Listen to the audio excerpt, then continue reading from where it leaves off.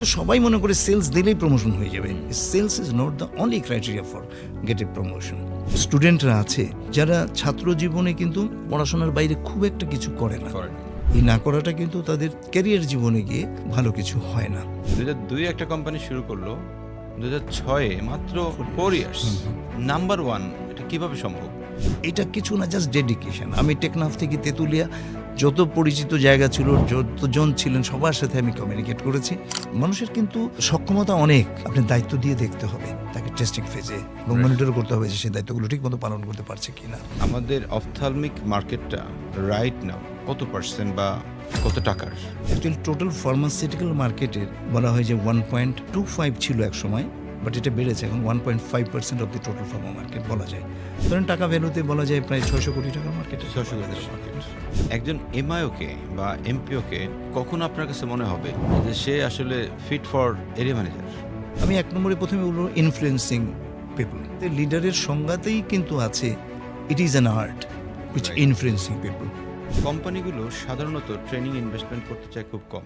Training makes a man perfect. আপনি সব প্রফেশনেই দেখবেন ট্রেনিং আছে।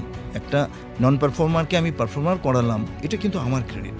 মার্কেটিং ডিপার্টমেন্টে যারা কাজ করে তাদেরকে কাস্টমার সম্বন্ধে ধারণা থাকতে হবে স্বচ্ছ। সেটা সম্বন্ধে ধারণা থাকতে গেলে কিছুদিন হলেও সেলসের সাথে একদম ওতপ্রোতভাবে একটু কাজ করতে হবে, কন্টিনিউয়াস।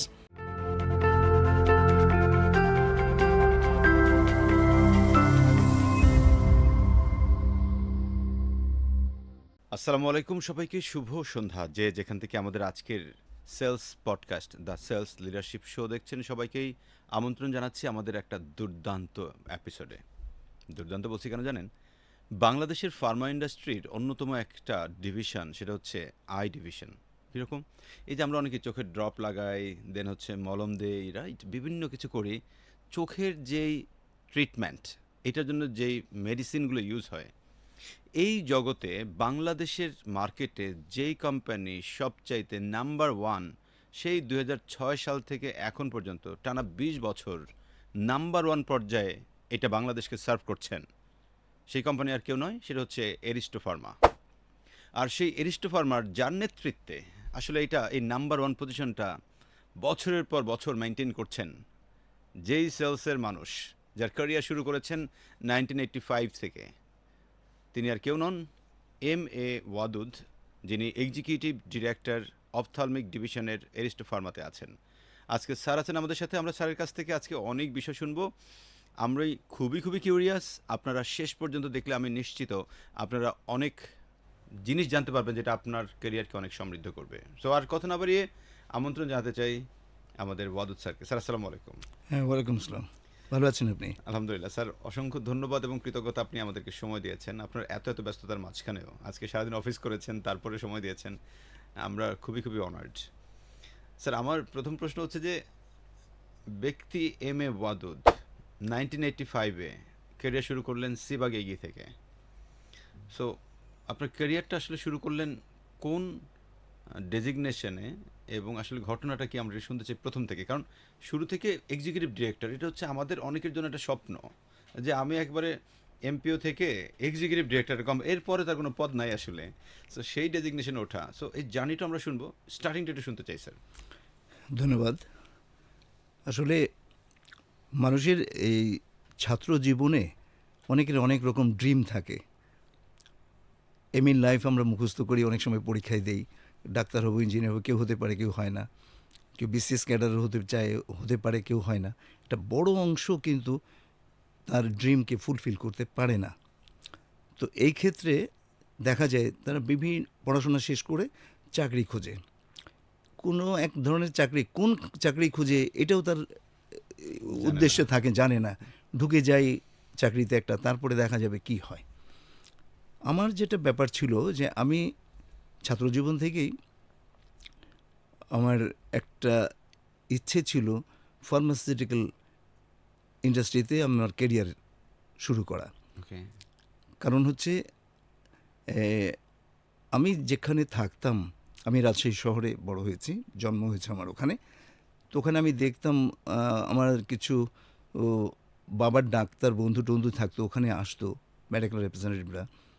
এবং তাদেরকে দেখে আমি খুব ইমপ্রেসড হতাম আচ্ছা। দেখে, বিকজ তাদের গেস্টার পোস্টার, তাদের ওয়ে অফ টকিং, এই যে মানুষের সাথে এলিট শ্রেণীর সাথে কথা বলা, এরকম দেখতাম। কিন্তু যারা এমনি সরকারি চাকরি বা অন্য চাকরি করতো, এই লোকগুলোর সাথে তখন কম্পেয়ার করে দেখতাম যে ওটা তো কোয়ালিটি লাইফ লিড করতে পারে ওরা।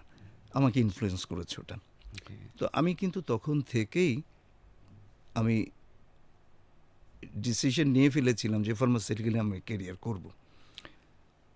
তো স্টুডেন্ট লাইফে আমি সংগঠন করতাম, শিশু কিশোর সংগঠন করতাম। ওকে। রাজশাহীতে একটা দৈনিক বার্তা নামে ডেইলি পত্রিকা বেরোতো, এটা 76 সালে পূর্বদেশ বন্ধ হয়ে যাওয়ার পর পূর্বদেশ সেট আপটা ওখানে দিয়ে দিয়েছিল।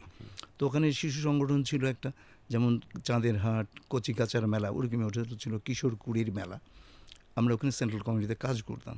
তো কাজ করতে গিয়ে কিন্তু মানুষের সাথে যে কমিউনিকেশন, রিলেশন, এই জিনিসগুলো কিন্তু ডেভেলপ করে যায়। রাইট।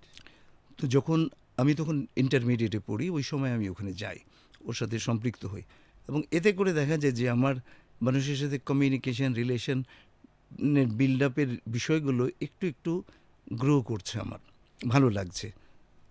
এইটা কিন্তু পরবর্তীতে আমি যখন ফার্মাসিউটিক্যালে যখন আসলাম, এই আসাটাও আমার একটা সুন্দর ঘটনা আছে। সেটা হচ্ছে যে আমি সিবাগেগিতে, আপনি বলছিলেন যে আমি সিবাগেগিতে ক্যারিয়ার স্টার্ট করেছি, বিশ্বাস করেন আমি সিবাগেগির নামও শুনিনি যখন এখানে জয়েন করার আগ পর্যন্ত। ওকে। বিষয়টা এরকম ছিল যে আমি হঠাৎ করে একটা ফোন পেলাম আমার একটা রিলেটিভের, যে ঢাকায় আসো, একটা ইন্টারভিউ আছে একটা কোম্পানিতে। আমি কি কোম্পানি? তো বলছে সিবাগেগি। আমি বললাম এটা তো নামই শুনিনি। তো বলে যে নাম শুনিনি, কিন্তু এটা ভালো company, Swiss company, multinational company, তুমি আসো আগে ইন্টারভিউ দাও, দেখো চাকরি হয় কিনা। তো আমি কিন্তু তখন চলে আসি। এখানে একটু কথা বলে রাখি, আমার কাজিন ছিলেন, উনি ফাইজারের কোয়ালিটি কন্ট্রোল ম্যানেজার ছিলেন। ওকে। তো আমার প্ল্যান ছিল ফাইজারে চলে যাব, হুম। ফার্মাসিউটিক্যালে যেহেতু যাব, ফাইজারে যাব, মাল্টিন্যাশনাল কোম্পানি, ওখানে ক্যারিয়ার করব। কিন্তু যখন সিবাগেগির অফারটা পেলাম, আমি তখনও জানতাম না। আসলাম, ঢাকায় এসে ইন্টারভিউ দিলাম এবং আমি সিলেক্টেড হয়ে গেলাম। ওকে। যে এমপিও সাহেবরাই দুটোই করবে, প্রমোশনও করবে, সেলসও করবে, দুটোই করবে। তো ওখান থেকে অনেকেই বাদ পড়ে গেল। আমি লাকিলি, আমরা দুজন স্কেপ করে গেলাম, আমাদেরকে এমপিও পোস্টে অ্যাবজর্ব করে নেওয়া হলো। ওকে। আমার ক্যারিয়ার শুরু হলো ওখান তারপর। থেকেই। That's good.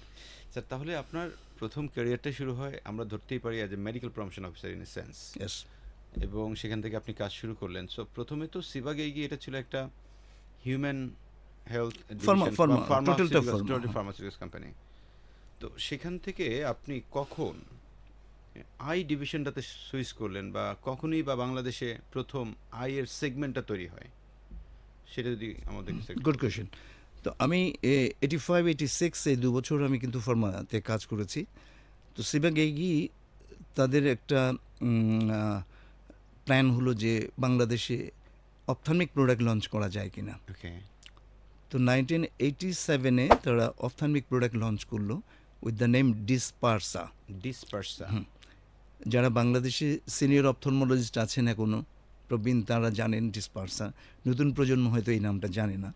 তো ডিসপারসায় আমাদেরকে 3 জন, ফার্মা থেকে আমাদের 3 জনকে নেওয়া হলো। আমি responsible for whole Dhaka division including Barishal, আরেকজন নর্থ সাউথ রিজিয়নটা দেখতো, আরেকজন চিটাগং থেকে সিলেট ডিভিশন দেখতো। এরকম 3 জন দিয়ে শুরু হলো ডিসপারসার যাত্রা। তো 87 আমি ডিসপারসায় থাকলাম, আমরা সবাই করলাম। পরবর্তীতে আমি চলে যাই রংপুর, ওকে। ট্রান্সফার হয়ে রংপুর হয়ে ওখানে গিয়ে আবার কিন্তু আমাদের ফার্মা এবং অপথলমিক প্রোডাক্ট সবগুলোই আমাদেরকে প্রমোশন করতে হতো। তো ওখানে আমি থাকলাম প্রায় 4.5 years আমি ওখানে ছিলাম। আমি 1992-তে ঢাকায় চলে আসলাম, ওকে। মাঝামাঝি ঢাকায় চলে এসে আমি আবারও ওই সিভা ভিশনের প্রোডাক্টেই আমি চলে আসলাম, অপথলমিক প্রোডাক্টেই চলে আসলাম। ডিসপারসা তখন সিবা ভিশন ভিশন হয়ে হয়ে গেছে, গেছে।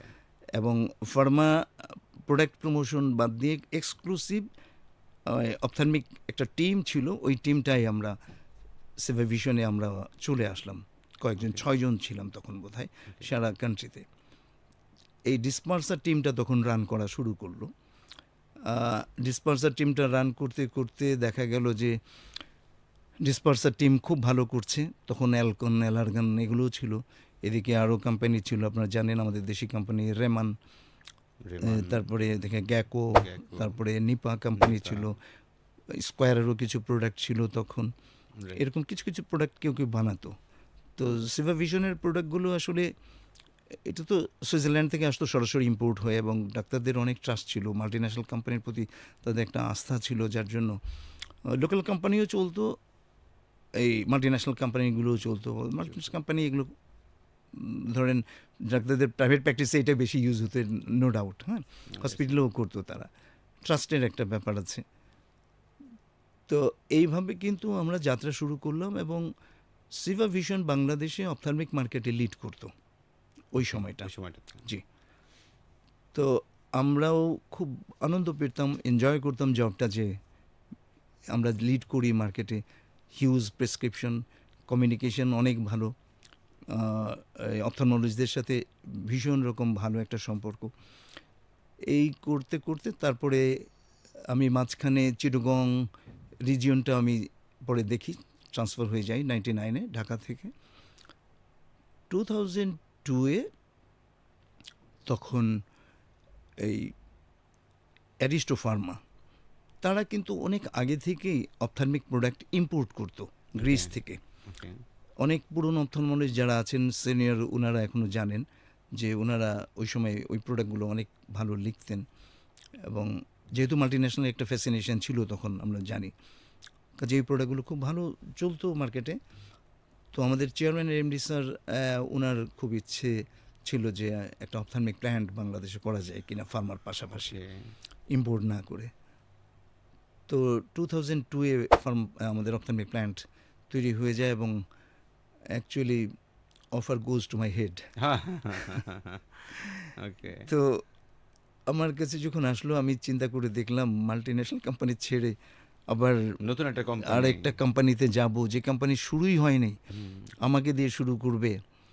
এবং চেয়ারম্যান স্যারের ড্রিম ছিল যে I will be the number one in Bangladesh ophthalmic market. আমার এই ড্রিমটা ফুলফিল করতে হবে, আপনি পারবেন, এই জন্য আপনাকে আমরা এখানে চিন্তা করছি।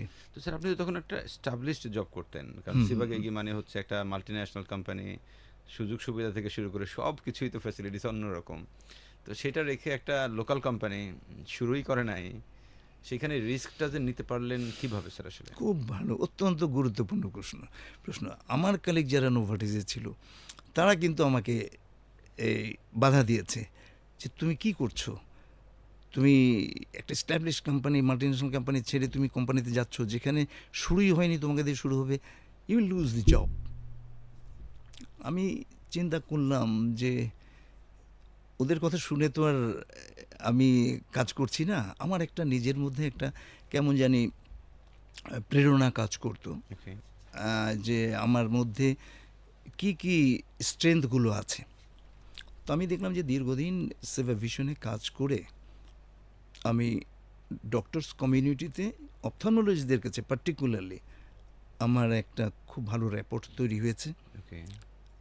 এবং আমি তাদেরকে যত ভালোভাবে জানি, তারাও আমাকে তত ভালোভাবে জানেন, এবং আমার একটা বিশ্বাস ছিল যে আমি তাদের কাছে গেলে ফেরাবেন না ওনারা, এক, আমি সাপোর্ট পাবো। 2 নম্বর হচ্ছে, আমার চেয়ারম্যান স্যারকে বলেছিলাম যে স্যার, প্রোডাক্ট যেটা বানাবেন চোখে যেন না জ্বলে, product should be the standard product. উনি আমাকে কমিটমেন্ট করেছেন যে আমি দেখব, আপনি যেটা রিকোয়ারমেন্ট আপনার আছে এটা আমি ফুলফিল করব। রাইট। তো আমার এটাই সাহস ছিল সবচেয়ে বেশি, যে আমি পারবো। এই যে একটা অনুপ্রেরণা, নিজের উপরে কনফিডেন্স, এই কনফিডেন্সটা কিন্তু আমাকে কাজ করেছে to take the responsibility of Aristo vision. Sir, sir, আপনি যে প্রশ্নটা আমাকে করছিলেন, absolutely, স্যার। তার মানে আমরা বর্তমান সময়ে অনেকেই না বুঝে হয়তো অনেক ডিসিশন নিয়ে ফেলি ভুলে, কিন্তু আপনি ইন্টেনশনালি আপনার নিজেকে অ্যানালিসিস করে, আপনার কাছের অনেক ফ্রেন্ডও আপনার না করছে, বাট তারপরে আপনি নিয়েছেন কিন্তু আপনার নিজের কনফিডেন্সের কারণে। ইয়েস, আমার সাথে যেহেতু এত ডক্টরের সাথে খুব ভালো রিলেশন আছে, আমি তাদের যদি ভালো প্রোডাক্ট দেই, যেহেতু আমাকে যারা নেবে তারা কনফার্ম করেছে ভালো প্রোডাক্ট বানাবে, তো কেন লিখবে না? এই যে কনফিডেন্সটা, সেটা আপনাকে হয়তো এখানে অনেক হেল্প করেছে, অনেক যেটা আপনি বললেন স্যার। স্যার, দেন 2002-এ শুরু করলেন, তো আমাদের কাছে যে হিস্ট্রিক্যাল ডাটা আমরা দেখি 2002 একটা কোম্পানি শুরু করলো, 2006 মাত্র উইদিন 4 ইয়ার্স নাম্বার ওয়ান। এটা কিভাবে সম্ভব? এবং মুহূর্তের মধ্যে স্যার বাংলাদেশের সবগুলো কোম্পানিকে, ইভেন ওই সময় তো সিবাগে ছিল, তার মানে যেই কোম্পানিটা লিড করতো বাংলাদেশে, আপনি সেই কোম্পানিকেও ছাড়িয়ে গিয়ে ফার্স্ট হয়ে গেলেন। আপনার একক এই যে নেতৃত্বটা, এই বিষয়টা আসলে আপনি কিভাবে দেখছেন? এটা খুব চমৎকার একটা কথা, প্রশ্ন আপনার। সেটা হচ্ছে, আমি আগে বলেছিলাম যে সেবাগিতে কাজ করে একটা সাহস যোগায় মানুষের মধ্যে। বড় কোম্পানিতে কাজ করলে যেটা হয় সেটা আমার মধ্যে, এবং I learn many things from সেবাগি, আই ক্যানট ফরগেট। তো এই জিনিসগুলো যে বললাম যে একটু আগে, যে আমার মধ্যে কাজ করেছে, this is my strength, right sir. এবং এই স্ট্রেংথটা দিয়ে কিন্তু আমি কাজটা শুরু করি। এবং প্রথম বছর 2003-তে আমরা গেছি খুব ভালো একটা অবস্থানে নাই, কেননা মাল্টিন্যাশনাল কোম্পানির যে অভ্যাস, যে তৈরি হয়েছে, এনভায়রনমেন্ট তৈরি হয়েছে, ওটা কিন্তু বিট করতে গেলে একটু সময় লাগবে লোকাল কোম্পানির। তো 1 বছরের মধ্যে আমি মোটামুটি এটা বোঝাতে পেরেছি। প্রোডাক্টের quality, standard and the promotional style সব কিছুই অ্যাকসেপ্ট করেছে আমাদের অপথলমিক ডক্টরসরা। আমি তাদের কাছে খুব গ্রেটফুল যে হ্যাঁ, তারা আমাকে ট্রাস্ট করেছে, প্রোডাক্টকে ট্রাস্ট করেছে, এবং তারা ডিপেন্ড করেছে এই প্রোডাক্টের উপরে। নেক্সট ইয়ারে 2004-এ দেখলাম যে ক্লিক করে যাচ্ছে with the ten crore of yearly sales. তার মানে জাম্পগুলো খুব বিশাল বিশাল জাম্প। এবং আপনি যেটা বলেন কেন হলো, এটা কিছু না, জাস্ট ডেডিকেশন। আমি টেকনাফ থেকে তেঁতুলিয়া যত পরিচিত জায়গা ছিল, যতজন ছিলেন, সবার সাথে আমি কমিউনিকেট করেছি, অফিস করেছি, ওভার টেলিফোন কথা বলেছি তাদের সাথে। তাদের কোনো প্রবলেম থাকলে, কোনো কিছু থাকলে, এটা আবার আরেকটা জিনিস করা হয়েছে যে সায়েন্টিফিক সেমিনার্সগুলো আমি করেছি একদম শুরু থেকেই।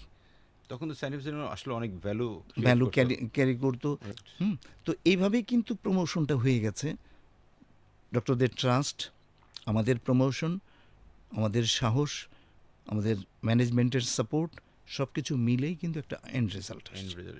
তবে আমি এখানে আরেকটু সাকসেসের কথা বলবো।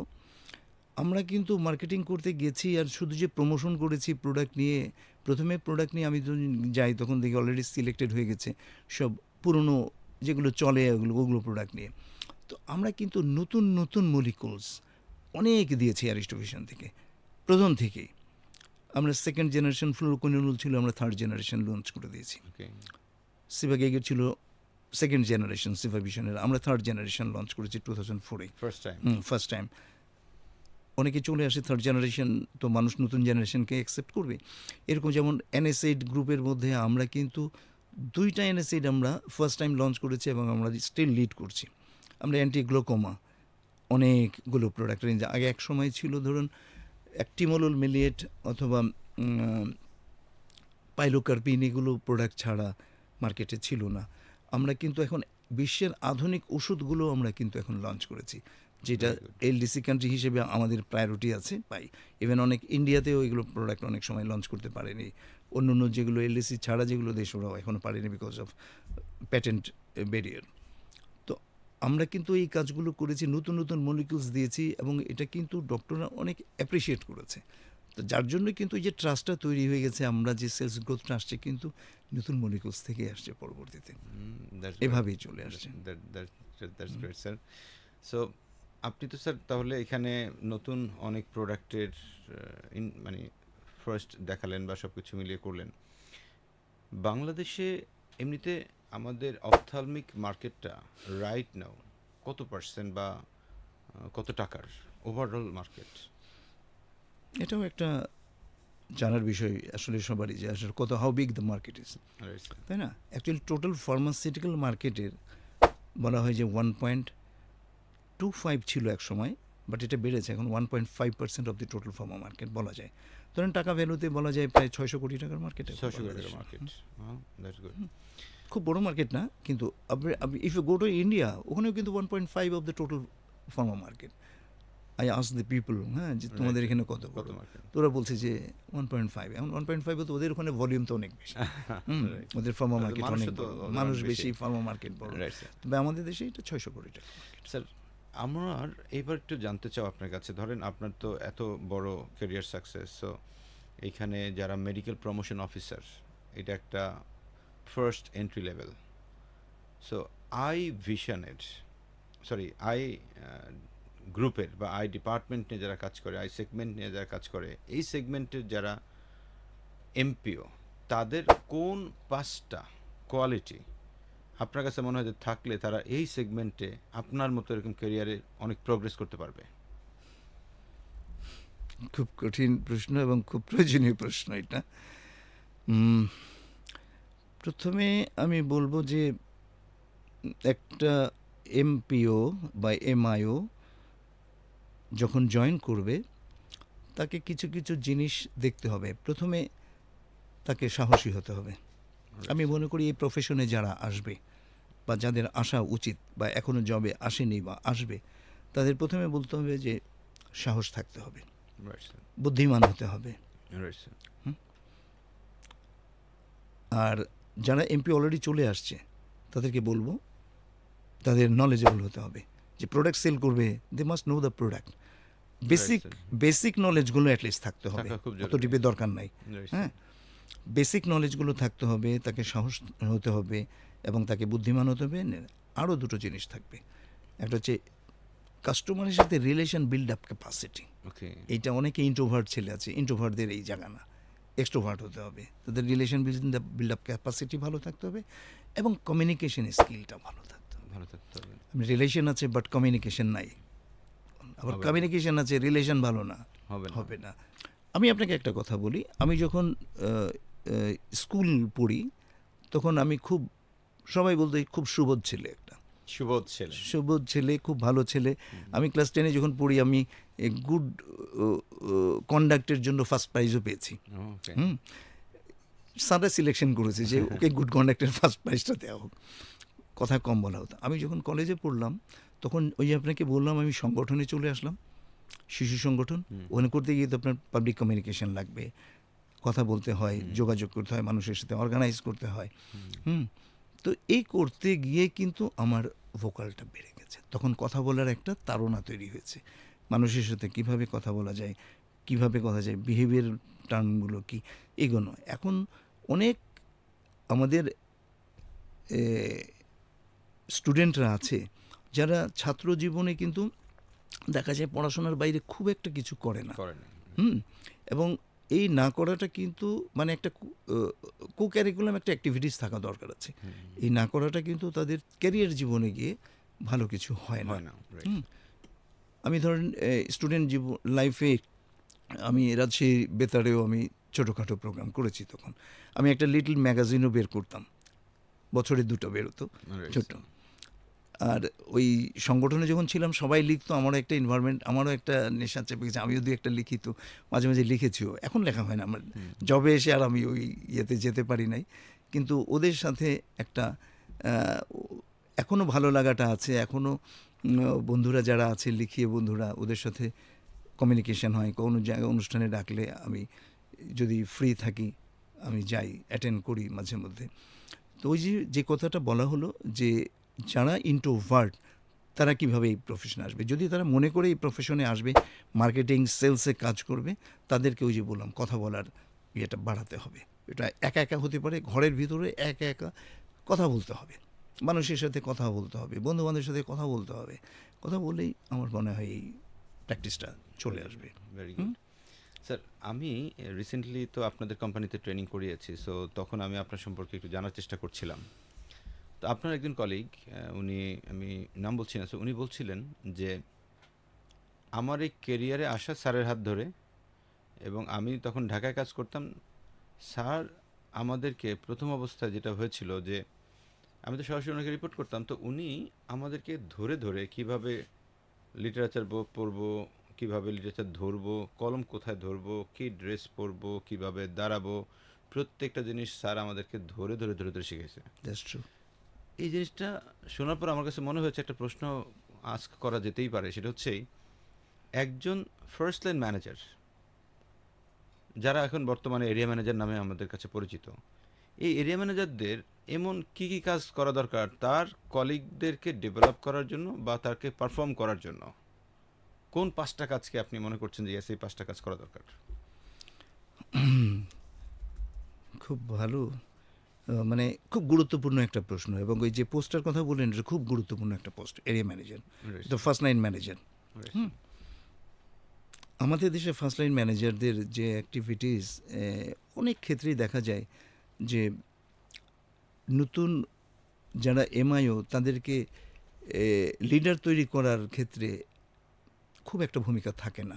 ওকে, যারা উঠে আসে তারা আমার কাছে মনে হয়েছে নিজের গুণাবলী দিয়েই তারা উঠে আসছে কিছুটা, তাদের ভূমিকাটা অতটা বেশি না, বাট তাদের কিন্তু সবচেয়ে কী রোল থাকা উচিত ওই লেভেলের ছেলেদেরকে। একটা টিমে ধরেন 4-5 ছেলে আছে এরিয়া ম্যানেজারের, এই 4-5 জনই কিন্তু লিডার হতে পারবে না ভবিষ্যতে। না, তাকে আইডেন্টিফাই করতে হবে, বুঝতে হবে যে কোন ছেলেটা ফিউচারে লিডার হতে পারে, কোন কোন ক্রাইটেরিয়া থাকতে পারে, যে ক্রাইটেরিয়াগুলো আপনাকে আগেও বললাম, যে সাহসী, বুদ্ধিমান, প্রোঅ্যাক্টিভ, এগুলো যাদের মধ্যে ক্যারেক্টারিস্টিক আছে, হ্যাঁ, হনেস্ট, এই ছেলেগুলোকেই তাকে কিন্তু আইডেন্টিফাই করতে হবে যে হ্যাঁ আমি একে নিয়ে এটা নিয়ে আসবো।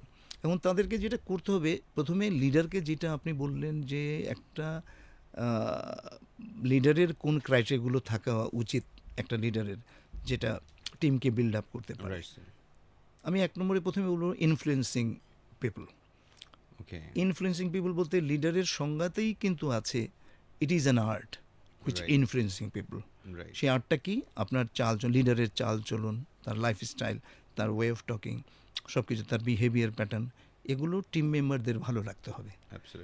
এবং ওই লিডার তখন কিন্তু ইনফ্লুয়েন্স ক্রিয়েট করতে পারবে, যেহেতু ভালো লাগা তৈরি হয়ে গেছে, সে যা বলবে তারা তাই করবে। সো 1 নম্বর হচ্ছে ইনফ্লুয়েন্সিং পিপল।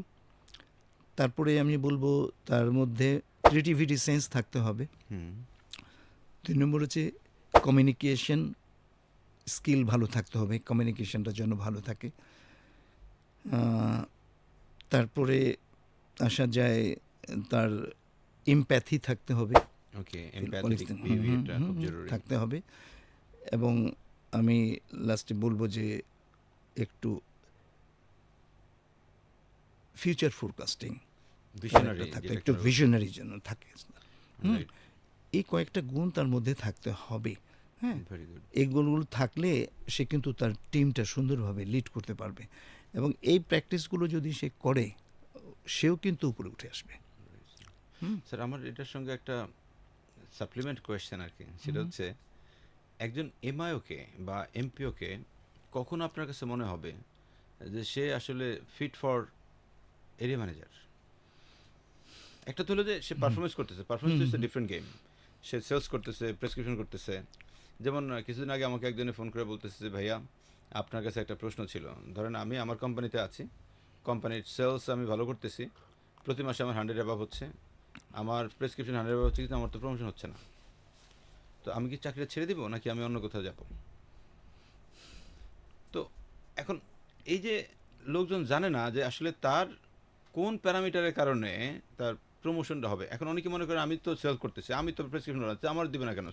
সবার মধ্যে এরকম একটা ইয়ে থাকে, ইচ্ছা থাকে, আমি তো কোম্পানির জন্য সব জানপ্রাণ দিয়ে ফেলছি, তাহলে আমাকে কেন এরিয়া ম্যানেজার বানাবে না? তাহলে একটা প্রশ্ন আসে স্যার এখানে, যে তার মধ্যে কোন কোন ক্রাইটেরিয়াগুলো থাকলে বা কোন স্কিলস বা কোন বিষয় দেখলে আপনারা মনে করছেন যে ইয়াস, এই লোকটা প্রমোশনের জন্য সুইটেবল বা উপরে উঠানো যায়? দেখেন,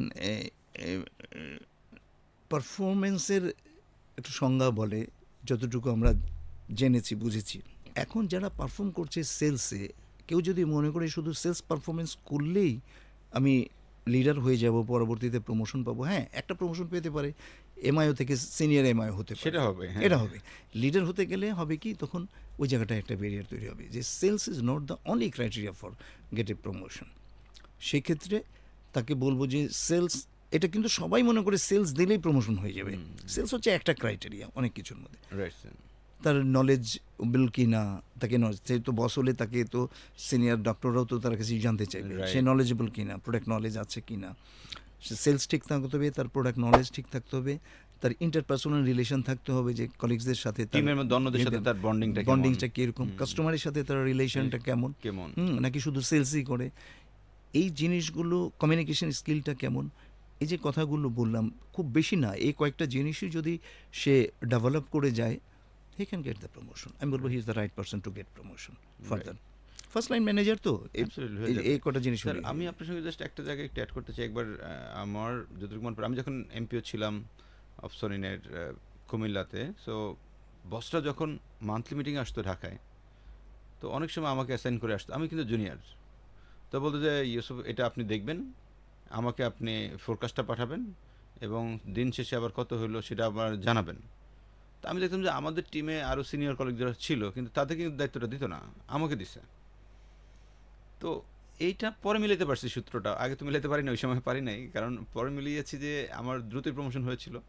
তো পরে এখন আরও ভালো করে মিলাতে পারি। তার মানে আপনি একজন এমপি হিসেবে আপনার বসের অবর্তমানে যে দায়িত্বটা আপনি কি পালন। দায়িত্বটা নেন কিনা, সেই দায়িত্বটা নেওয়ার মতো অ্যাবিলিটি আপনার হয়েছে কিনা, যদি সেই প্রুফটা আপনি করতে পারেন প্রপারলি, তাহলে কিন্তু ম্যানেজমেন্ট অটোমেটিক মনে করে, আরে ওনার রিপ্লেসে তো ভালো করবে, অসুবিধা কোথায়, তাহলে প্রমোশন দেই। ওই কথাটাই আমি বলতে চাচ্ছিলাম যে আপনি একজনকে দায়িত্ব দিয়ে, ওই যে বললাম শুধু সেলস না, ওভারঅল কিছু আপনাকে দায়িত্ব দিয়ে কিন্তু একটা টেস্ট ফেজে ফেলে দিল আপনাকে, রাইট। দেখে আপনি কি করেন। যদি দেখে যে না, টোটাল ইনফরমেশনগুলো এবং সব কাজগুলো সে ঠিকমতো করে দিয়েছে, তখন কিন্তু তার উপরে, আপনার উপরে একটা আস্থা চলে আসে লিডারের, Right. যে next time he could be the good leader and get the promotion. এই জিনিসগুলো কিন্তু তখন পরবর্তীতে চলে আসে। এবং আপনার ক্ষেত্রে আমি বলবো যে আপনি একজন সাকসেসফুল সেলস পারসন, আপনার ক্ষেত্রে ওই কোয়ালিটিগুলো ছিল বলে আপনার বস কিন্তু আপনাকে আপলিফ্ট করে দিয়েছে আর কি। Definitely, হ্যাঁ, sir. That's true. Definitely, এবং হ্যাঁ। আমিও বলি ছেলেদেরকে, sales is not the only performance to get the promotion. তোমাকে কিন্তু এই জিনিসগুলো বলেই দিই যে এই ক্রাইটেরিয়াগুলো কিন্তু ফুলফিল করতে হবে। Right sir. অ্যানালিটিক্যাল সেন্স থাকতে হবে, অনেক কিছু থাকে। আমি বলি বেসিক কয়েকটা জিনিস জানতে পারলে বাস এই জবে অনেক ভালো কিছু করা যায়। Right sir. আমি একটা ট্রেনিং করেছিলাম, সেখানে দেখা গেল যে সিচুয়েশনাল লিডারশিপ ওয়ার্কশপ, ওকে। এটা আমি যখন সিবাইয়েতে ছিলাম তখন আমি ওখানে 4-5টা ট্রেনিং পেয়েছি। ওটা এখানকার এমডি ছিলেন তখন গ্যারহার্ড জি দুয়েগে, উনি গত বছর মারাও গেছেন রোড অ্যাক্সিডেন্টে থাইল্যান্ডে। তো ওনার ক্লাসটা আমি করেছিলাম। তো 3 দিনের একটা প্রোগ্রাম ছিল ড্যাক্সিডিএমে। তো that was my remarkable class, যে আমি এরকম একজন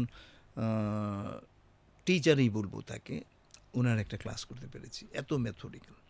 তো ওখানে দেখা গেছে কিন্তু আপনি পাশাপাশি যদি মানুষকে, আপনি নিজেও যেহেতু ট্রেনার জানবেন, আপনি একজনকে পাশে একজনকে একটা কথা বলেন, পাস করে দিতে বলেন, 20 জন লোক আছে, পাস করে লাস্টে যে কথাটা আসবে দেখবেন কথার উল্টে গেছে, যে পুরোটাই। কথাটা বললেন পুরোটাই উল্টে গেছে। এটাকে আমরা চাইনিজ হুইসপার বলি আর কি। হুইসপার। তো এখন আপনি যে কথাটা বললেন যে আপনার বস আপনাকে বললো, আপনি আবার ডাউন লেভেলে বলেছেন কিনা, ডাউন লেভেলে আবার ওটাকে রিসিভ করেছে কিনা ঠিক মতো, এটা কিন্তু দেখা যাবে যে পুরোটা হয়তো হয়নি বা করেনি বা কিছু একটা। তো আমি এই ক্ষেত্রে বলবো যে গুড লিসেনার হতে হবে 1 নম্বর। হ্যাঁ, রাইট স্যার। কমিউনিকেশনের যে কথাটা আমি বলছিলাম, ভালো কমিউনিকেটর হতে হবে লিডারকেও। Right sir. তো লিডার কমিউনিকেটর ভালো হইলেই কিন্তু সে ডাউন লেভেলে বলার পর আবার টেস্ট করার জন্য সে আরেকটা ডাউন লেভেলে সে কথা বলতে পারে, যে আমি এইরকম দায়িত্ব একটা পালন করব, গুরু দায়িত্ব। কিন্তু এটা হয়ে গেছে কেন, আমি যখন কাজ করতাম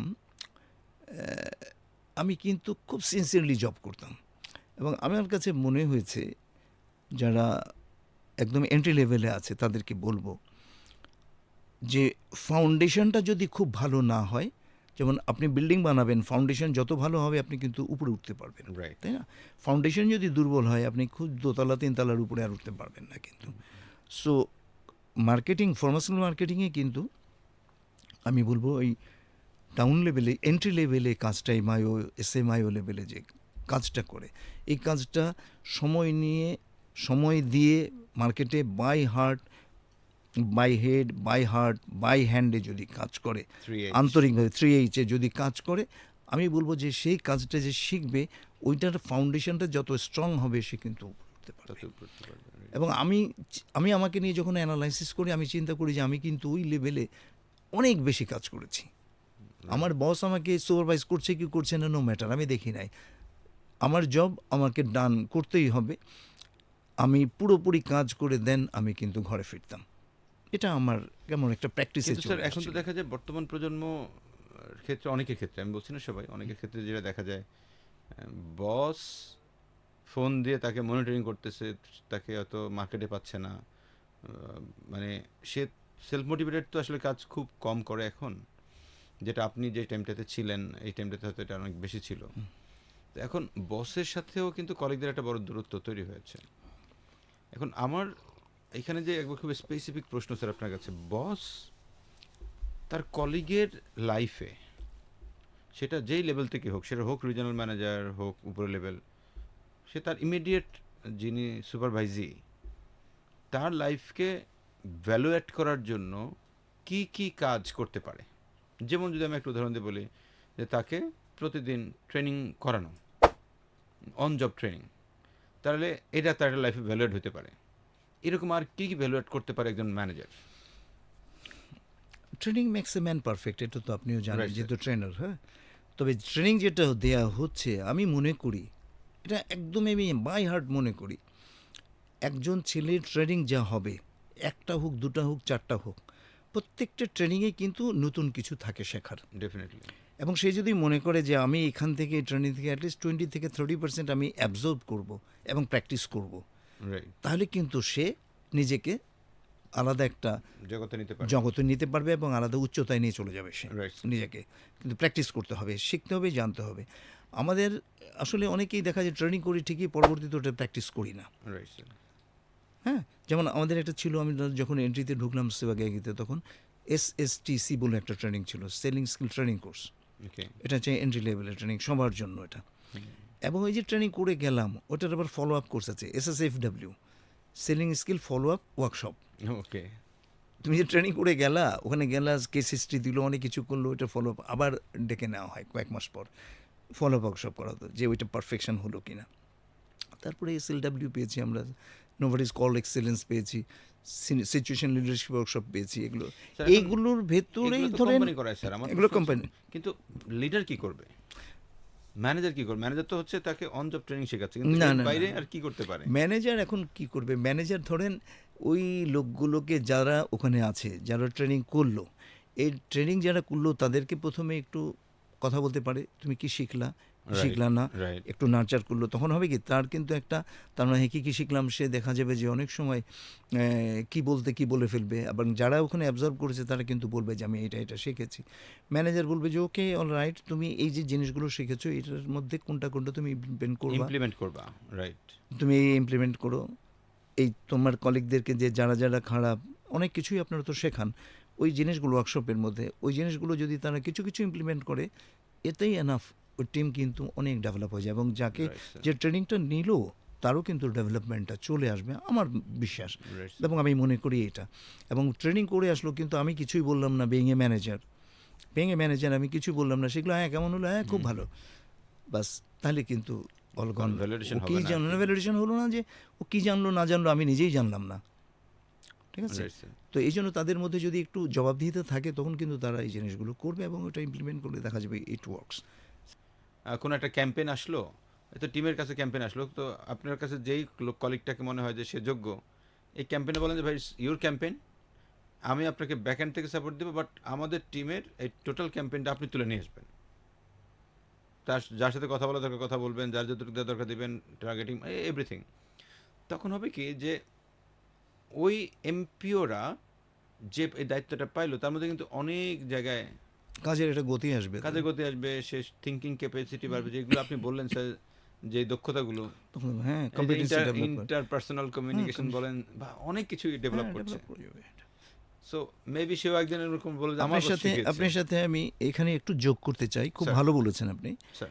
যোগ এটাই করতে চাই যে মানুষকে দায়িত্ব দিলে এবং ওইটা যদি মনিটর করা হয়, মানুষ কিন্তু দায়িত্ব পেলে কিন্তু মানুষের কিন্তু সক্ষমতা অনেক, রাইট স্যার। দায়িত্ব পেলেই বোঝা যায়। এবং কেউ কেউ অক্ষমও আছে, সবাই যে এর সমান সক্ষমতা হবে সেরকম না, আপনি দায়িত্ব দিয়ে দেখতে হবে তাকে টেস্টিং ফেজে, এবং Right. মনিটর করতে হবে যে সেই দায়িত্বগুলো ঠিকমতো পালন করতে পারছে কি না।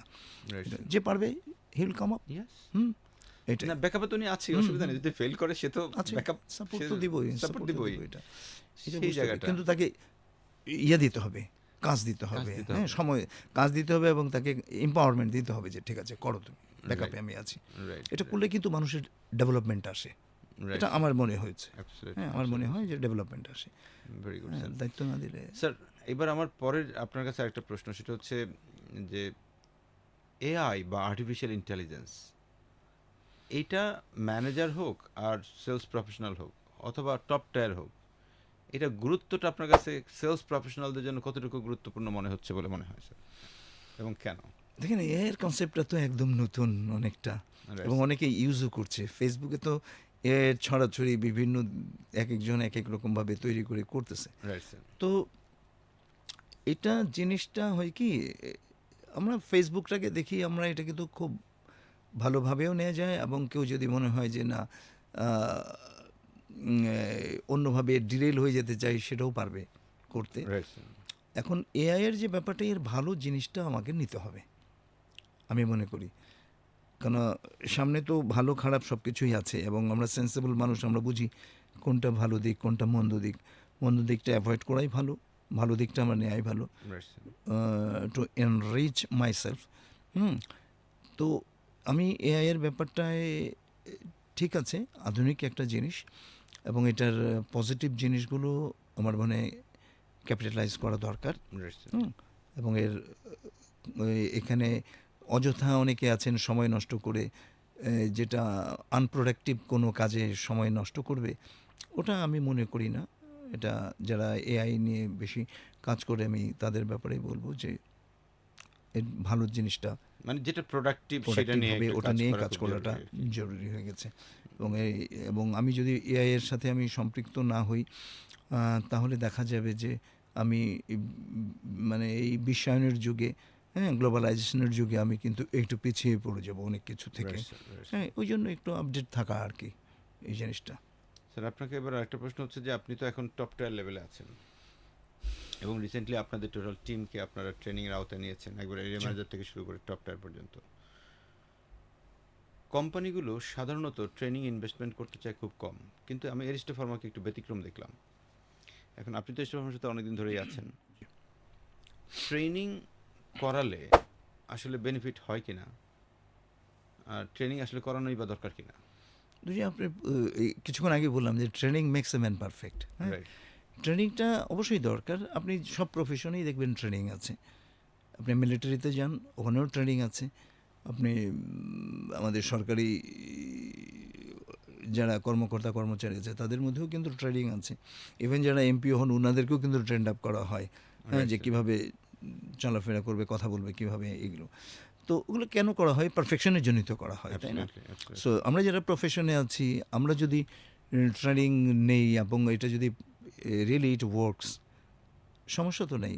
আমরা তো সবাই গ্রো করতেই চাই, পারফেকশন আনতে চাই, কম্পিটিশনে টিকে থাকতে চাই, আরও ভালো কিছু করতে চাই। এবং ভালো কিছু করতে গেলে আমি বলবো যে নিজেদের যদি ডেভেলপমেন্টের দরকার পড়ে, ট্রেনিং ইজ এ মাস্ট, হ্যাঁ। এবং ট্রেনিং ডিপার্টমেন্ট সব মডেল, আমি ফার্মাসিউটিক্যালে বলতে পারি যেগুলো ভালো ফার্মাসিউটিক্যাল কোম্পানি, সবাই তাদের একটা ট্রেনিং উইং আছে, ডিপার্টমেন্ট আছে যারা পিপলকে ট্রেনিং করে। এরপরেও আমরা আউটসোর্সিংও করি কিছু। আমাদের নিজস্ব ট্রেনিং ডিপার্টমেন্ট আছে যাদের আমরা প্রাইমারি ট্রেনিংটা তাদের হয়, প্রোডাক্ট ট্রেনিং, সেলস ট্রেনিং কিছু, কিন্তু সিনিয়রদের জন্য আমরা তখন আবার আউটসোর্সিং করি। হ্যাঁ বাইরে থেকে নিয়ে আমরা কেন করি? ওটা করি এই জন্য যে আমাদের যেন কোনো পারফেকশানে, এবং আমার যেন আরও বেশি সাহসী হই, আমরা যেন আরও ইফেক্টিভলি আমরা কাজ করতে পারি, আমাদের যেন আরও পারফরমেন্সটা আরও ভালো হয়, সেলস গ্রোথ ভালো হয়। এই জন্য ম্যানেজারিয়াল লেভেল বা অন্যান্য লেভেলে তখন আমরা আউটসোর্সিং করে আমরা ট্রেনার নিয়ে আসি এবং করি। এবং এটা আমি এটার পক্ষে। Thank you sir. আরেক কোম্পানিগুলো উঠতে পারছে না, তাদের দেখা যায় ডক্টর কমিউনিটির সাথে ওই লিডারদের বা কর্তা ব্যক্তিদের সম্পর্ক ভালো না, সম্পর্ক মানে চেনে না, হ্যাঁ, বা যেতে ভয় পায়, সাহস পায় না। আমি সাহসের কথা বলেছি, হ্যাঁ আগে কারেজিয়াস হতে হবে লিডারকে, তো যেতে হবে। তো এখন হয় কি যে আপনি জানেন মার্কেটিংয়ে 5টা পি আছে, হ্যাঁ, যে product, place, price, promotion, then people. Important জিনিস, সব কিছু ঠিক আছে, পিপল ভালো না, পিপল প্রমোট করতে পারে না ঠিক মতো, ফাঁকিবাজ, পারবেন না। People very important. Promotion and people দুটা কিন্তু খুব ইম্পর্টেন্ট। Right sir. যেন প্রমোশনাল টুলস করবে, প্রমোশনাল স্ট্র্যাটেজি নেবে, তারপরে না পিপল কাজ করবে। হ্যাঁ, অ্যাবসলিউটলি স্যার। এই জায়গাগুলো। তো এখন একটা নতুন কোম্পানি যদি আসে, আমি বলবো এই 5Pটা তাদের মেনটেন করাটা খুব জরুরি। যে আমি প্রোডাক্ট আনছি, কোন প্লেসে দিচ্ছি, ঠিক আছে, বাংলাদেশ অপথন মার্কেটে, ঠিক আছে, প্রাইস কি করছি, কম্পিটিটিভ প্রাইস কি আছে, আমি ওই প্রাইসে টিকতে পারবো কি না, তারপরে আমার প্রমোশনাল স্ট্র্যাটেজি কী, তাদের স্ট্রেংথটা কী, এবং তাদের যে পিপলটা আছে এই পিপলগুলো কি রান করতে পারবে কি না, ওটাকে ওভারকাম করে আসতে পারবে কি না, এই জিনিসগুলো তাদের বিবেচনায় আনতে হবে। রাইট। এই জিনিসগুলো যদি বিবেচনায় আসে, আমি বলবো যে চলে আসতে পারবে। হ্যাঁ, ভেরি গুড। তার মানে তো স্যার আপনি খুব সহজে 5টা পি দিয়ে বলে দিলেন আর কি। খুব সহজে। সো এখানে আপনি যেটাকে বেশি ফোকাস করেন যে তার পিপলটাকে আসলে অনেক ডেভেলপড হতে হবে, যে কার্জিয়াস হওয়া থেকে শুরু করে এই জায়গাগুলো মেনটেন না করলে আসলে আলটিমেটলি তার বিষয়টা ঘটবে না আর কি। স্যার। এক্সকিউজ মি, যেমন প্রোডাক্ট সিলেকশনের একটা ব্যাপার আছে। আমি আয়ের প্রোডাক্ট দিব, কোন প্রোডাক্ট দিব, হ্যাঁ, ঠিক আছে না, প্রাইস কি করব, রাইট স্যার। প্রমোশনাল স্ট্র্যাটেজি কী হবে, আমার পিপলটা কীরকম পারবে কি না এটাকে, আমি যেখানে যেতে চাই, এগুলো সব কিছু এই 5P ফলো করলে আমার মনে হয় একটা মানুষ বুঝতে পারবে যে হ্যাঁ আমি রাইট স্যার। পারবো কি না। স্যার, এবার একটু কঠিন প্রশ্ন করি স্যার। কঠিন প্রশ্ন হচ্ছে, অনেক সময় অনেক এরিয়া ম্যানেজার বলি বা এমপিও বলি, অনেকরে বাদ দিতে হয়। একটা তো আছে ডিসঅনেস্টি, লাইক যে সে টাকা নিয়ে 2 নাম্বারই করলো।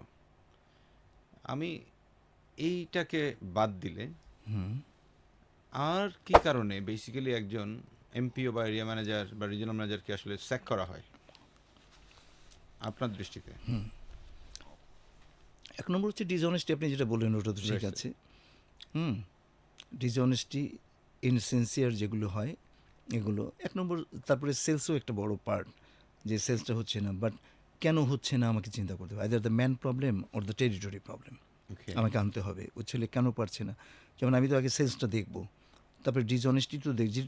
ডিসঅনেস্টিটা ধরেন আমি ওকে হয়তো মোটিভেশন দিয়ে ঠিক করতে পারি, কিন্তু এরপরেও যদি করে পরবর্তীতে গেলে তাকে হয়তো নোটিস করে রাখবো যে একটা he'll be ওয়ার্নিং এর পরে sacked, হয়তো বা বাদ দেওয়া যেতে পারে। বাদ যেতে পারে। কিন্তু সেলস হচ্ছে না, এটাও একটা বড় জিনিস। কোম্পানি তো আলটিমেটলি গোলে পৌঁছাতে চায়, রাইট স্যার। সেলসও হচ্ছে না, ডিসঅনেস্টিও করছে। তারপরে দেখা যাচ্ছে যে সেলস হচ্ছে না, ওটা আমাকে কিন্তু একটা ছেলে বাদ দিতে গেলে আমাকে একটু 2 মাস একটু তাকে দেখতে হবে দেখতে ছেলেটাকে। হবে। আমি Right, আমি sir. আমি এখন আপনি জানেন যে মার্কেটিং, ফার্মাসিউটিক্যাল মার্কেটিংয়ের লোকজন খুব কম পাওয়া যাচ্ছে Absolutely. এবং ভালো ছেলে পাওয়া যাচ্ছে না। এখন আমি যদি একটা ছেলেকে তৈরি করতে পারি বিং লিডার, এটা আমার ক্রেডিট। কিন্তু একটা Right, sir. নন পারফর্মারকে আমি পারফর্মার করালাম, আমি বুদ্ধি পরামর্শ যে কেউ দিয়ে, এটা কিন্তু আমার ক্রেডিট। আমি তার সাথে কথা বলবো, আলাদাভাবে কথা বলবো, not in front of all people, আলাদাভাবে নিয়ে বসবো, ওর সাথে 15 মিনিট আধা ঘন্টা কথা বলবো, ওর সমস্ত জিনিসগুলো নিয়ে কথা বলবো। কথা বলে যদি দেখি যে না, ওরকে ইমপ্রুভ করা সম্ভব এবং তাকে জব কন্টিনিউ করা সম্ভব, আমি করাবো। কিন্তু তাকে সময় দিব। ওই 2 মাস সময়ের মধ্যে যদি সে ইমপ্রুভ করে আসতে পারে, দেন হি উইল সার্ভাইভ। আর যদি না পারে, যদি দেখা যায় একই ধরনের ঘটনাই ঘটা যাচ্ছে, অ্যানালাইসিস করে দেখা যাচ্ছে, তাহলে তো আর সম্ভব না রাখা। ওই যে বলে না, দুষ্টু গরু চেয়ে শূন্য গোয়াল ভালো থাক, Right, শূন্য sir. গোয়াল শূন্য থাক। স্যার, এখানে খুব ক্রিস্টাল ক্লিয়ার আমার তাহলে আরেকটা প্রশ্ন। ধরেন একটা ছেলে, ও পারফরমেন্স ভালো করছে না, কিন্তু সে হাইয়েস্ট এফোর্টটা দিচ্ছে। মানে আপনি বুঝতেছেন যে ইয়েস, ও চেষ্টা করছে সর্বোচ্চ লেভেলের। তাহলে এই জায়গাটাতে আসলে তাকে কি আপনি মানে বাদের খাতায় রাখছেন, নাকি তাকে আপনি কোন খাতায় রাখছেন না, আসলে? বা দেখাতে রাখবো না আমি। হ্যাঁ, ও হায়েস্ট এফোর্ট দিচ্ছে কিন্তু পারছে না। ওই যে বললাম একটু আগে যে either the man problem or the territory Territory problem. problem, right. আমাকে এটাকে অ্যানালাইসিসে যেতে হবে। ও এফোর্ট দিচ্ছে ঠিকই, কিন্তু ওই এফোর্টটা ঠিক মতো হচ্ছে কি না। আমাদের দেশে আমার যেটা এক্সপিরিয়েন্স বলে, মার্কেট কিন্তু প্রবলেম না খুব একটা।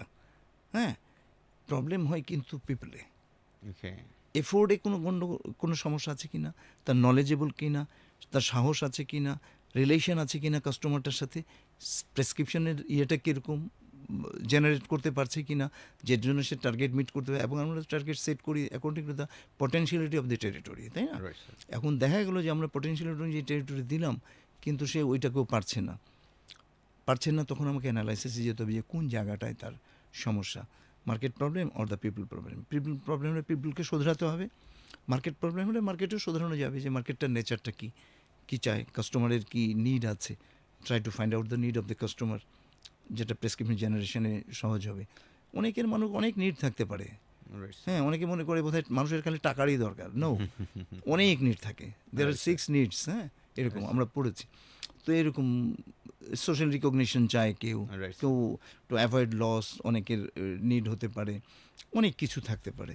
তো আমি তো ওই মার্কেট যদি প্রবলেম হয়, মার্কেটের আমি আগে দেখব। মার্কেটে অনেক সময় প্রবলেম না, কিন্তু পিপলের মধ্যে যদি দেখা যায় ল্যাকিংস থাকে, তার ডেভেলপমেন্টে এফোর্ট দিচ্ছে কিন্তু রেজাল্ট আসছে না, কিন্তু এফোর্টের মধ্যেই সমস্যা আছে কিনা আমাকে দেখতে হবে, তার নলেজ আছে কিনা, তার সাহস আছে কিনা, ওই কাস্টমারের সাথে তার রিলেশন ঠিক আছে কিনা, রাইট কন্টিনিউ যায় কিনা, ঠিক মতো এফোর্ট দিচ্ছে কিন্তু হচ্ছে না, আমাকে ওটা ফাইন্ড আউট করতে হবে। ওটা যদি আমি একটু করতে পারি, ফাইন্ড আউট করতে পারি, দেন আমি কারেকশানে যেতে পারবো। কিন্তু বুঝতে পারছি, দ্যাটস গুড।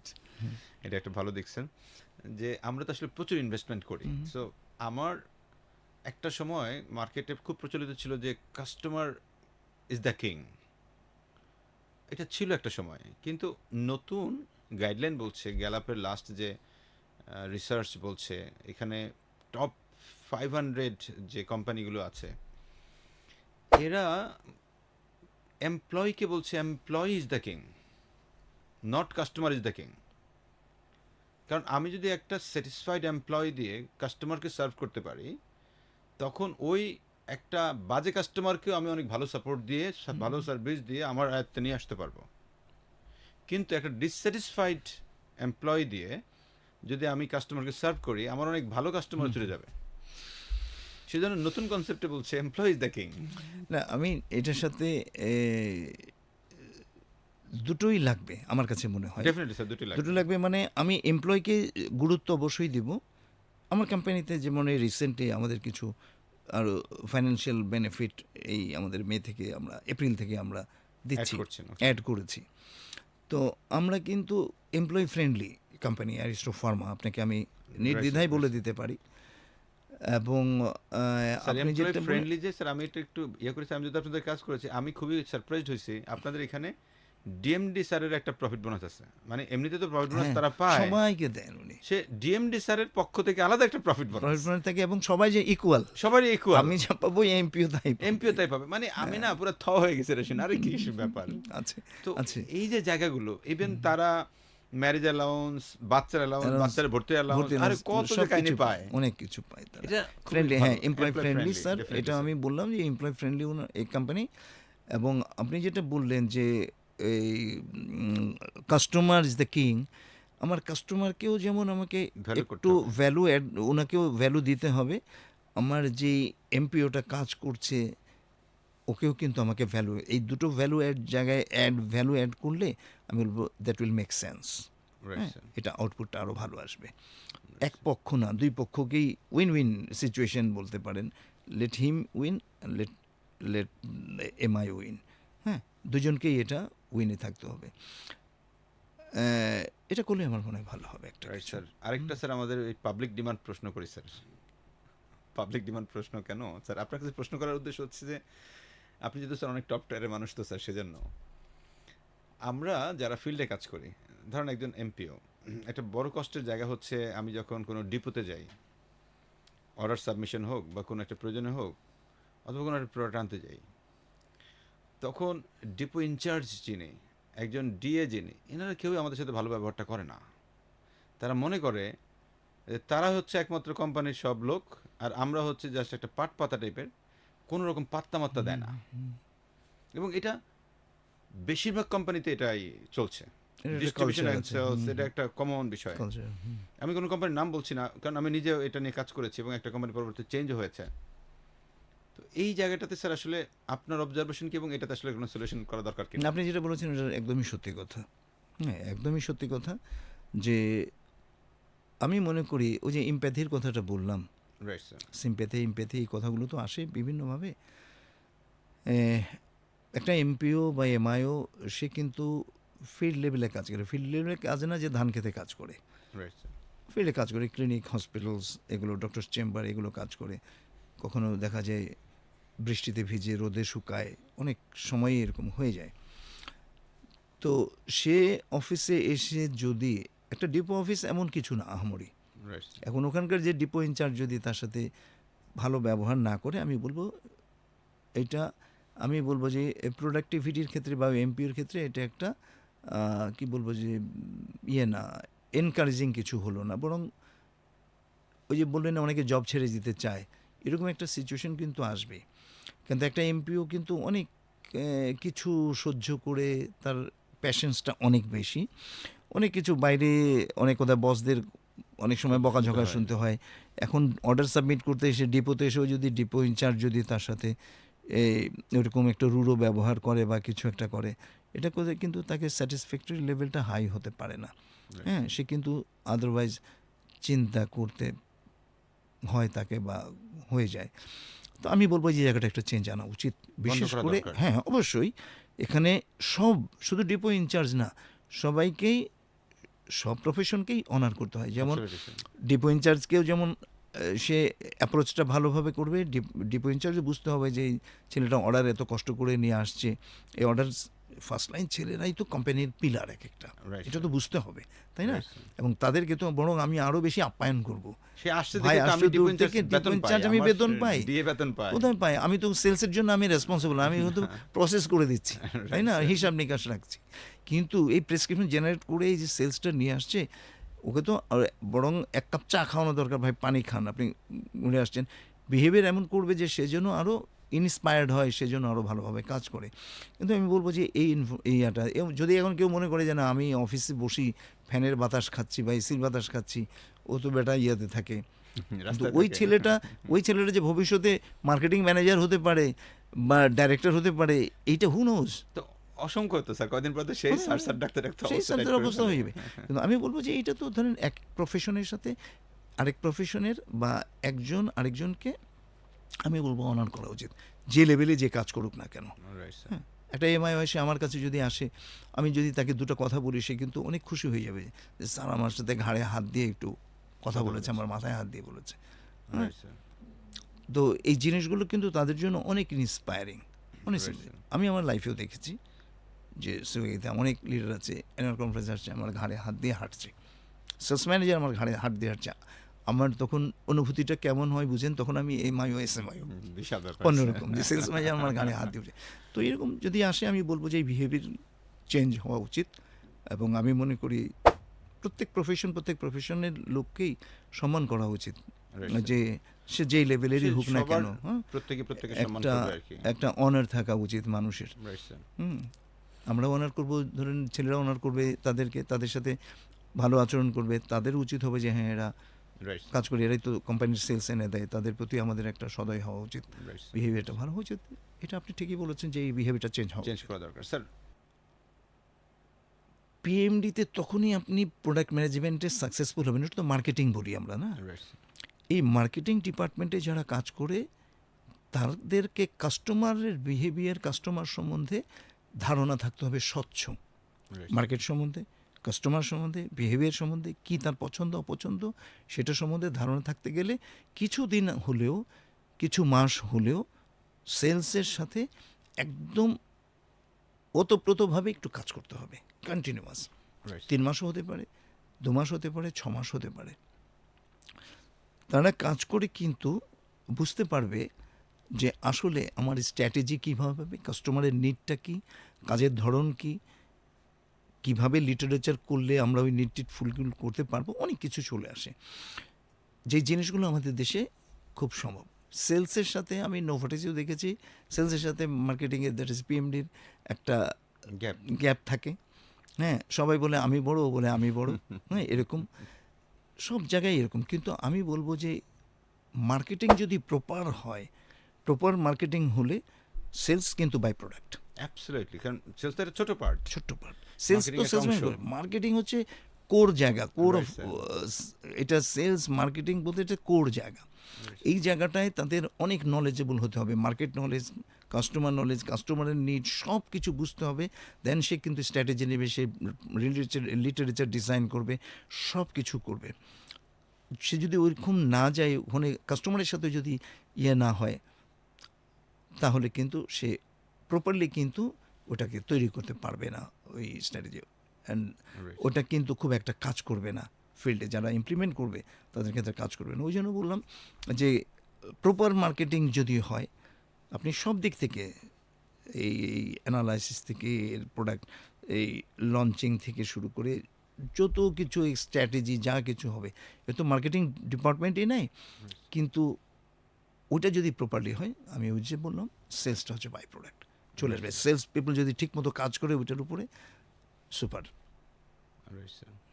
আমার স্যার এখানেও একটা ভালো এক্সপিরিয়েন্সে বলি, অপশনিনে আমাদের যে একটা প্রোডাক্ট ছিল তৎকালীন সময় এবি প্রাজলের তো ব্র্যান্ড লিডার, তো ওইটার যিনি ব্র্যান্ড ম্যানেজার ছিল। ব্র্যান্ড এক্সিকিউটিভ ছিল রাসেল ভাই, মানুষটা ছোটো, কিন্তু সে সবার সাথে এত ক্লোজলি মিশে গেছে। ধরুন উনি ফোন দিলে, আরে ইউসুফ ভাই কী খবর, আরে ওস্তাদ আপনি তো ফাটাই লাইছেন, আপনি তো চাইলে যা করছেন এই মাসে দিলে ডাবল হয়ে যাবে মনে হয়, কি মনে করেন? দেখেন তার অ্যাপ্রোচটাই হচ্ছে এরকম যে আপনি না চাইলেও কাজ করতেছেন, আপনি না কাজ চাইলে আপনি করে, ব্র্যান্ড আর দিতেছেন। সে যেহেতু ব্র্যান্ড এক্সিকিউটিভ, Right. ওই ব্র্যান্ড যদি ভালো হয় ওর পারফরমেন্স তো হাই হবে। হাই হবে। তো ও ও আপনি কিন্তু ওর কাস্টমার, ইয়েস, ওর কিন্তু ডাক্তার কাস্টমার না, আপনি ওর আমি কাস্টমার। Or customer. বিকজ আপনি যদি সেল করেন ওর তো ভ্যালু অ্যাড হবে ওখানে। রাইট, এই জন্য সে কিন্তু he is a intelligent guy, Intelligent আমি one. বলবো যে সেইভাবে। আর ওই যে বকা দিয়ে যে করছে, ও উল্টা গিয়ে উল্টা সেল করবে, অ্যাবসলিউটলি করেই না স্যার। তোর পারফরমেন্সই দেখা যাবে ওই ব্র্যান্ড ম্যানেজারের পারফরমেন্সই খারাপ হয়ে এবং যাবে। অসংখ্যবার হয়েছে যে আমি শুনেছি কলিগদের কাছ থেকে যে বলে যেদিন আমার ওরিনে ফোন করে আমি ওই দিন ওর পরিবর্তে অন্য প্রোডাক্ট নিয়ে ওরে নিয়ে কাজ করি। কাজ করে, এটাই হয়। আমার বড় জোর মান্থলি মিটিংয়ে ধরবে ধরুক, কি আমি আর চলে না, কি করবো, করবো না, এসে চালান না হ্যাঁ, চালান। সো এটার একটা মেসেজ যারা পিএমডিতে আছেন তাদেরকে আসলে দিতে চাই, সেটা হচ্ছে যে আপনি যখনই কোনো একটা টিম মেম্বারের সাথে কমিউনিকেট করছেন, প্লিজ রিমেম্বার যে সে আপনার কাস্টমার। সো ওই কাস্টমারকে একটু এমপ্যাথেটিক ওয়েতে কমিউনিকেট করা একটু এবং প্রেজ আরো করো, এনকারেজ করা। প্রেজ করো, রাইট, আপনি মানে ধরপাকড়ে যান না, this is not your job. ধরপাকড়ের জন্য তার ইমিডিয়েট বস রিজিওনাল ম্যানেজার আছে, তারা দেখবে, সেলস দেখবে, নট ইউর পার্ট। আপনার পার্ট হচ্ছে তাকে একটু মনে করিয়ে দেয়া, তাকে একটু এনকারেজ করা, তাকে আপনি আরেকটু কীভাবে কন্ট্রিবিউট করতে পারেন, মাসে প্রয়োজনে পরের মাসে তার স্যাম্পলের যদি একটা বাড়া দিতে পারেন সেটা আপনি কাজ করেন, তখন সে আরও এনকারেজ অনেক কাজ করবে। That's the very different thing. তা না হলে উল্টা আরও খারাপের দিকে যায় আর কি। Right sir? না পিএমডি, আমি ওটাই তো বলেছি, পিএমডি খুব কোর জায়গা একটা। হ্যাঁ, এই জায়গাটায় খুব সেন্স নিয়ে কাজ করতে হবে। আর ওই যে বললাম যে একটু কাস্টমার ওরিয়েন্টেড হলে খুব ভালো করবে সেই পিএমডি ম্যানেজার্স বা পিএমডির যারা এক্সিকিউটিভ আছে, তারা স্ট্র্যাটেজি নিতে পারবে। আমার দেখা এরকম একটা ঘটনা আছে, আমি দেখেছি, সে ইচ্ছা করেই নোভাটিসে থাকতে ইচ্ছা করে সে এগ্রো কেমিক্যালস, ওখানে তো অনেকগুলো ডিভিশন ছিল, সে ইচ্ছা করেই কিন্তু 3 মাসের জন্য চলে গেছে সেলসে পিএমডি থেকে, আবার ক্যাম ব্যাক, এবং সে মনে হয়েছে উনি লাস্টে এগ্রোর হেড হয়ে গেছিলেন লাস্টে। রিয়েল লাইফের কষ্টটা বুঝে আসছে আর কি। উনি স্ট্র্যাটেজি করতে বলেছে যে ছেলেটা কীভাবে কাজ করে, কাস্টমার কী চায়, সে অনুযায়ী সে কাজ করেছে। কাজ করে দেখা যাচ্ছে যে এটা আমরা দেখেছি। এবং আরও অনেকে আছে এক্সাম্পল, ফার্মার লাইনেও আরও অনেকে আছে যারা ইনিশিয়ালি প্রমোশনে ছিল, সেলসে ছিল, 2-3 বছর 4 বছর সেলসে ছিল, পরে তারা পিএমডিতে চলে গেছে এবং দে টুক দ্য লিফট। হ্যাঁ, এবং তারা জানে যে কীভাবে করতে হবে, ছেলেদের দুঃখ কষ্ট জানে, হ্যাঁ, স্ট্র্যাটেজি জানে, কাস্টমার চেনে, সব কিছু জানে, এবং তারা সাকসেসফুল। আমি বলবো যে হওয়া উচিত। স্যার আমার লাস্ট প্রশ্ন, স্যার এরপর আর প্রশ্ন করবো না স্যার, সরি অনেক বেশি না, প্রশ্ন না, করে না, ফেলতেছি। লাস্ট প্রশ্নটা হলো, ব্যক্তি এম এ ওয়াদুদ স্টার্টিং করেছে একজন ট্রেড প্রমোশন অফিসার, দেন এমপিও, দেন এরিয়া ম্যানেজার, এরকম করে বড় হয়েছেন প্রত্যেকটা ধাপে ধাপে। তো এই প্রত্যেকটা ধাপেই তো স্যার আপনি অনেক ম্যানেজার্স পেয়েছেন, বিভিন্ন সময় লিডার পেয়েছেন। এর বাইরেও আপনি বাংলাদেশে বিভিন্ন ফার্মাসিউটিক্যাল অ্যাসপেক্টে অনেক লিডারদেরকে দেখেছেন, অনেক মুভি থেকে অনেক লিডারশিপ শিখছেন, অনেক ট্রেনিং থেকে শিখেছেন। আপনার জীবন থেকে শেখা কোন 5টা দক্ষতা আপনার কাছে মনে হয় যে আমার জীবনের একটা বড় শেখা, এরকম 5টা বিষয়? সেটা আপনার কোনো বসের কাছ থেকে শিখতে পারেন অথবা অন্য যে কোনো কারোর কাছ থেকে। এমন কোন জিনিসটা শিখেছেন যেটা আপনি মনে করছেন ইয়েস, এটা আমার কাছে মনে হয় it's great learning for me? হ্যাঁ, খুব ভালো এবং কঠিন প্রশ্ন বটে। Difficult, right sir? হ্যাঁ, ডিফিকাল্ট প্রশ্ন। এরকম ভাবিনি, তবে এখনই আমার ভাবনার মধ্যে চলে আসছে যে আসলে ওই যে বলেছিলাম প্রথমেই যে সাহসের একটা ব্যাপার আছে। Right sir. হুম একটা কারেজিয়াস হতে হবে একটা মানুষকে। হুম, এবং যে 5টা জিনিস আপনি বললেন যে আপনি আমার শিখেছেন, রাইট স্যার। শিখেছি, 1 নম্বর হচ্ছে সাহস। সাহস। এই সাহসটা আমার মনে হয় আসছে আমি নোভারিজে কাজ করার জন্য, ওকে। সিবাগাইগিতে কাজ করার জন্য এই সাহসটা আমার আসছে। Right sir. 2 নম্বর হচ্ছে রিলেশনশিপ। ওকে। রিলেশনশিপ ডক্টরস লেভেলে রিলেশন একটা অনেক বড় জিনিস আমি বলবো। হ্যাঁ, Right, একটা sir. গুড রিলেশন থাকার দরকার আছে, ডেফিনেটলি ওকে ভালো জানবে। 3 নম্বরে যদি বলি যে আমার কমিউনিকেশন, রিলেশন তো হলো, তাদের সাথে একটা কমিউনিকেশনটা যেন গ্যাপ না থাকে, এই কমিউনিকেশনটা যেন সবসময় থাকে। Right sir. আর ডাউন লেভেলে আমার এমপ্যাথি থাকবে। এমপ্যাথি একটা থাকবে, এটা মানুষের একটা গুণ। আর আমি বলবো যে একটা ফিউচার ফোকাসটা, হ্যাঁ, যেটা ভিশনারি, যেটা Visionary, আমরা right. বলেছি, ভিশনারি থাকলে একটা ভালো লিডার হওয়া যায়। ওকে, ভেরি গুড। এটাই আমার কাছে মনে হচ্ছে। আর একটা হচ্ছে accountability, accountability. Very important accountability. এই জিনিসগুলো যদি একজন ম্যানেজারের মধ্যে থাকে, তাহলে মনে হয় যে he could a good manager, এবং he can run the organization in a smooth way. Oh, that's great. Sir, এটা থ্যাংক আমার ইউ। কাছে মনে হয়। Sir, thank you so much. আপনি অনেকটা টাইম আমাদেরকে সময় দিয়েছেন স্যার।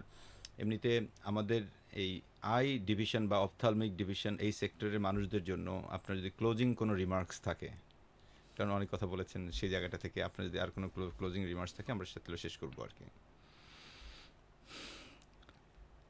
আসলে যারা অপথলমোলজিতে বা অপথলমিক মার্কেটে কাজ করছে, ফার্মাসিউটিক্যাল ইন্ডাস্ট্রিতে, তাদের ক্ষেত্রে আমি বলবো যে আমি যে কথাগুলো বললাম এটা জেনারেলাইজ কথা। এটা একজন লিডারেরও থাকতে পারে, একজন এমআইয়েরও থাকা জরুরি। এমআইও লেভেলেও আমরা বলবো যে কাজ করতে হবে একটু অনেস্টি দিয়ে, সিনসিয়ারিটি দিয়ে, এবং প্রোঅ্যাক্টিভ একটু হতে হবে। আর কাস্টমারের সাথে, যেহেতু ডক্টরস, আমার কাস্টমার কেমিস্ট অ্যান্ড ডক্টরস দুটোই আমরা ধরি, দুজনের সাথে একটা সুন্দর একটা সম্পর্ক যেন থাকে। বাই নেমে চিনবে আপনাকে, এই জিনিসটা তৈরি করতে হবে। বাই নেমে চিনবে, বাই নেমে। হ্যাঁ, বাই নেমে চিনবে। তো এগুলো যদি হয় তাহলে দেখা যায় যে আমি বলবো যে, আর প্রোডাক্ট যেহেতু সেল করবো, product knowledge is a must, basic knowledge এটা থাকতে হবে, ভেরি ইম্পর্ট্যান্ট। হ্যাঁ, তো এখন বুদ্ধি দিয়েও কাজ করতে হবে, এবং এখন আমি বলবো যে আবার মার্কেটিং অনেক সাপোর্ট আছে, ওই সাপোর্টগুলো দিয়েও কাজ করতে হবে। শুধু আমি যদি মার্কেটিং সাপোর্টের উপর ডিপেন্ড করে কোনো এমআইও বা কোনো কোম্পানি কাজ করতে চায়, তাহলে কিন্তু লং রানে এটা হেরে যাবে তারা।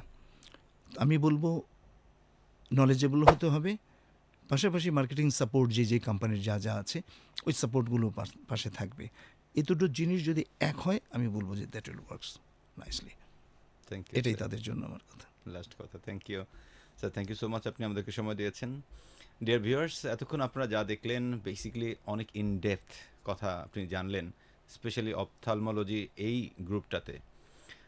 এর বাইরেও এই যে কথাগুলো, এগুলো শুধুমাত্র যে অপথলমিক সেক্টরের জন্যই নট লাইক দ্যাট, আমাদের টোটাল ফার্মাসিউটিক্যাল সেক্টরের মানুষদের জন্য এটা অনেক সমৃদ্ধ করবে। সো এই ভিডিওটা আপনি কমপক্ষে 5বার দেখবেন, কারণ প্রতিবারই আপনার কাছে নতুন নতুন অনেক তথ্য আপনার ব্রেনে স্টোর হবে, গ্যারান্টেড। এবং আপনি নিজে সমৃদ্ধ হবেন, আপনার টিমকে সমৃদ্ধ করবেন, তথাপি আপনার আশেপাশের মানুষ যারা আছে তাদেরকেও এটা শেখাবেন। যত বেশি স্প্রেড করবেন পজিটিভ বিষয়গুলো, ততই বেশি কিন্তু আপনিও নিজেও আরও অনেক পজিটিভ ভাইব পাবেন। তথাপি ভালো কোনো জিনিস শেয়ার করার মাধ্যমে মানুষ সদকায়ে জারিয়া, যেটাকে আমাদের মুসলিম ধর্মের অন্যরকম একটা সওয়াবের জায়গা, সেটাও আমরা কিন্তু পেতে পারি।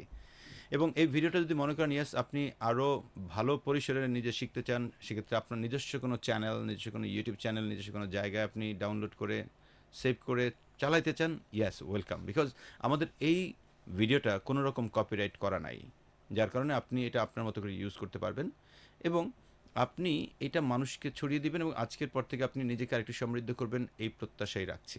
আমরা নতুন কোনো পর্বে নতুন কোনো অতিথিকে নিয়ে আবারও হাজির হব, নতুন কোনো এপিসোড নিয়ে।